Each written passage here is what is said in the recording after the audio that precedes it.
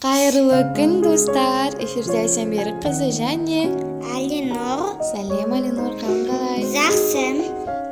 Сен бүгін бізге отбасың жайында айтып бересің, иә? Иә. Айта қойшы. Менде отбасымда 4 адам. Папам, мамам, сосын ағам, мен, сосын Әбілмансұр.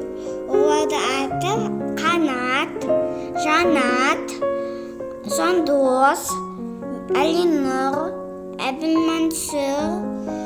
Мен олармен қыдырам. Мен барам бассейнге, медиа мектепке, сосын логос, сосын балабақша. Мен қатты жас көрем. Отбасымда Асенде жас көресіңдер ме? Өзіңкісі отбасыларында. Кез келген адам өз отбасын шексіз жақсы көретін шығар. Себебі